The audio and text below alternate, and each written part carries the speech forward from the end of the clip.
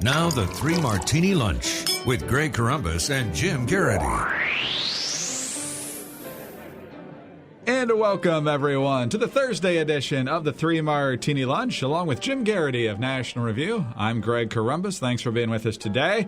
Go ahead and turn the NCAA tournament on mute while you listen to the Three Martini Lunch for the next several minutes here. We hope you all got your brackets in on time and are going to enjoy the tournament. Good luck if you actually run a business with productivity over the next couple of days.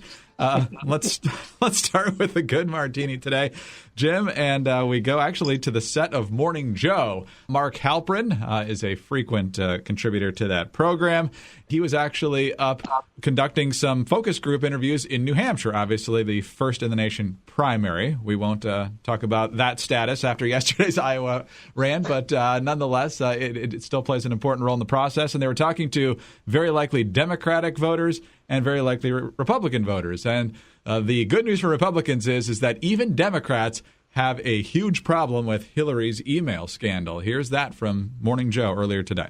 What was your big takeaway from Hillary? On Hillary, it's Paul Begala and other Clinton defenders say no one's paying attention and no one cares. The people you saw there were mostly strong Hillary Clinton supporters. They don't want anyone to run against her. Their knowledge of and intense concern about what she did with her emails was quite striking. They said she should have an independent person look at her server. What she did was not just politically bad, but they're really troubled. But they're still strong supporters, though. Still strong supporters, but it does put a lot of the notion that people aren't paying attention and they're not concerned about. Even strong supporters of her in New Hampshire really concerned about. And Jim, then you also go with the Ron Fournier story that Democrats are getting nervous that there's going to be more Clinton scandals or that the general public isn't going to like the political scandals that we already know about. So nervousness among the Democrats and a scandal that's not going away for Hillary. Pretty good news for conservatives. You know, I have to really salute Halperin and his partner there because this is actually kind of an interesting revealing bit that we all kind of feel like we kind of wish we could,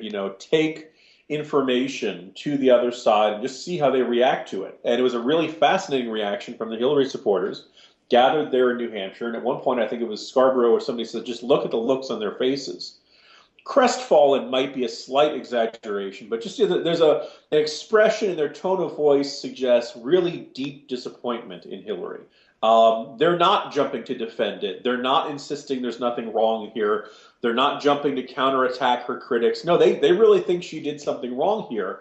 Probably not enough to discourage them from voting for her. But, they don't believe that this is all part of a vast right-wing conspiracy, and they really feel like she has made either a critical error in bad judgment or maybe that assumption of noble motives is starting to fade away from there. Now, if you think your preferred candidate doesn't have good motives and you're still voting for them, I'd urge you to crawl up to a very tall point and look out at the horizon and contemplate your philosophy of life and just how cynical you're willing to be about this. But I think there's something kind of revealed about this particular scandal with the Clintons. Greg, let's compare this to, say, Barack Obama using an executive order to create kind of a de facto amnesty for 5 million illegal immigrants. You and I think that's a terrible idea. We think it's unconstitutional. We think it's a wholesale rewriting of immigration policy. It's terrible. But if you're a Democrat and you really like it because you probably think it's the right thing for those 5 million illegal immigrants. You like it because you think this puts them on a path to citizenship and that someday they're going to become full American citizens. They're going to vote for Democrats. You think that people who oppose it are horrible racists, and this kind of is tweaking those horrible racists and xenophobes and all kind of. But in other words, like when Obama trashes the Constitution, you can at least see it for other people. It is a giving form of corruption, Greg. It's an other-minded form of dictatorship. Hillary Clinton, you can't say that she put it all on the personal servers to help this demographic or this group or something like that. It is entirely about protecting her. And that, so I talked about this in the Morning Jolt today, that, the difference between power and money and, all that kind of stuff. Barack Obama's mission is to fundamentally transform the United States of America. So everything he does is that. The Clintons are here to live the high life as royalty. And this scandal kind of underlines that sense about them, that they don't believe the rules apply to themselves, and it's designed to protect them as opposed to doing something more outward focused like changing the country. As conservatives, we think both of them are bad, but I think it's kind of interesting to draw the distinction between the two types of Democratic malfeasance and bad behavior.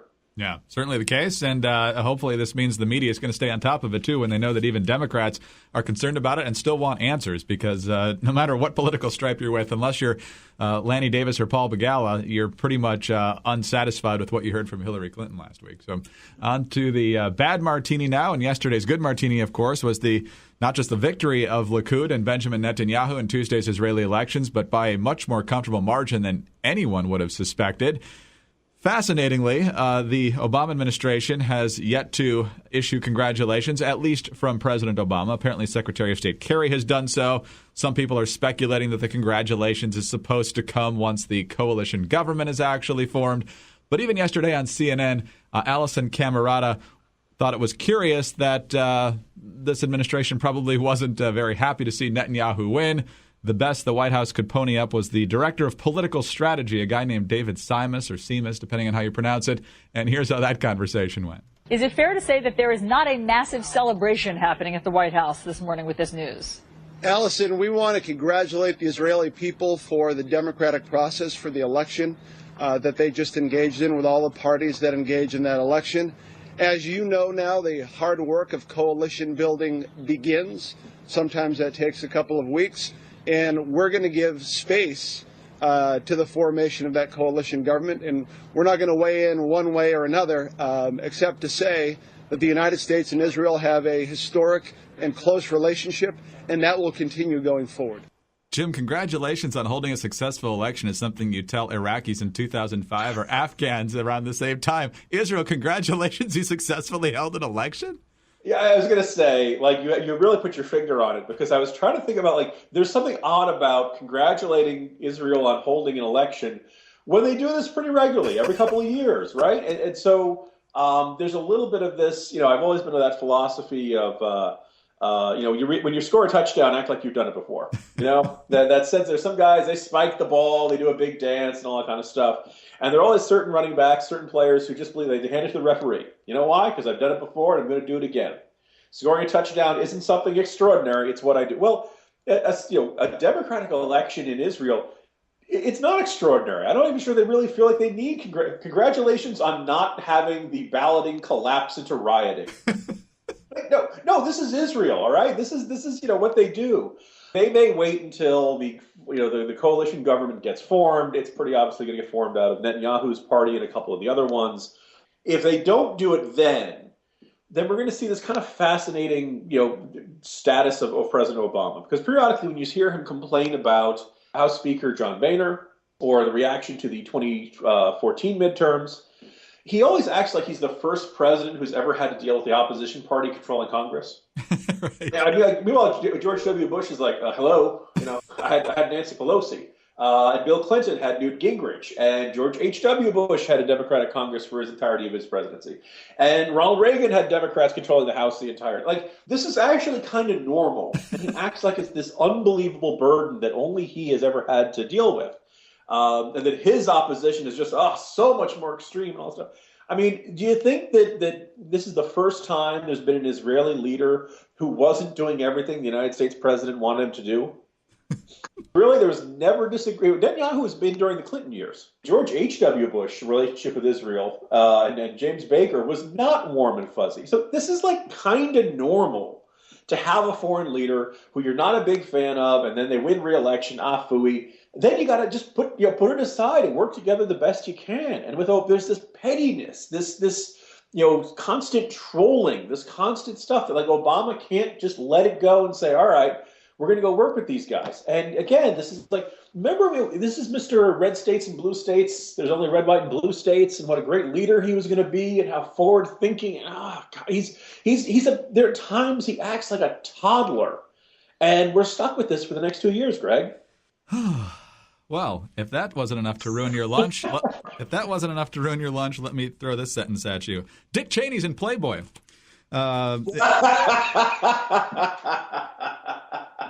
In a new interview for the April issue, he was interviewed by James Rosen, he, of course, with Fox News, and they covered a variety of topics. Cheney, of course, slamming Obama for the complete withdrawal from Iraq. He obviously sees that as the major reason for Iraq devolving into chaos and ISIS having a ripe opportunity for advance there. He says, I look at Barack Obama and I see the worst president of my lifetime without question. I used to have significant criticism of Jimmy Carter, but compared to Barack Obama and the damage he is doing to the nation, it's a tragedy. He also accuses Obama and Holder of playing the race card anytime somebody disagrees with them. And he says the criticism is merited because of their performance or lack of performance because of incompetence. It has nothing to do with race. So, Jim, Dick Cheney's now 74 years old, but good news, he's fully clothed throughout the interview. And secondly, it appears that he has not lost his ability to cut to the chase in what he believes. So, Greg, how'd you hear about that? On the internet, because you sent me a link that was not linked to Playboy. Very good, very good. Okay, so it wasn't. Yes, so obviously, look, we're only reading it for the articles. That's very important, emphasis there. I am sure this is actually going to be a fascinating interview because I think James Rosen is actually probably one of the more spectacularly underrated reporters in the Fox News stable. Very smart, very quick on his feet, knows a lot about history, and isn't necessarily just going to, let Cheney take the easy talk. He apparently did say to Stroh that he asked him one question about Gerald Ford, and it turned into a 20-minute discussion about aircraft carriers. Just kind of fascinating the directions that interview went on. It's just, James Rosen and Dick Cheney in Playboy? Really? Really? I don't know whether this will win over Dick Cheney new fans in the Playboy demographic, whether no one's actually going to read the article because they're turning to whichever model is on, the next page. Insert centerfold joke here.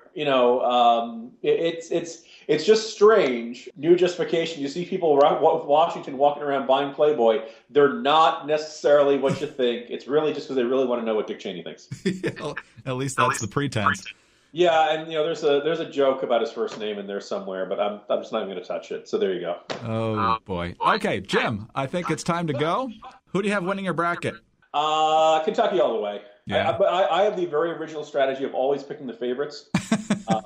Which, if you're playing the odds, that's won me the pool a couple times. You're not likely to successfully pick the upset nobody sees. So don't bother. Play the averages, and you'll end up with the most wins at the end. Yeah, exactly. I think Kentucky obviously being undefeated and a prohibitive favorite is the choice of a lot of people, so those other games will matter. Good luck to everyone out there. Hope you take home whatever pool you happen to be in. So, Jim, we'll talk to you tomorrow. See you tomorrow, Greg. Jim Geraghty of National Review. I'm Greg Corombos of Radio America. Thanks for being with us today.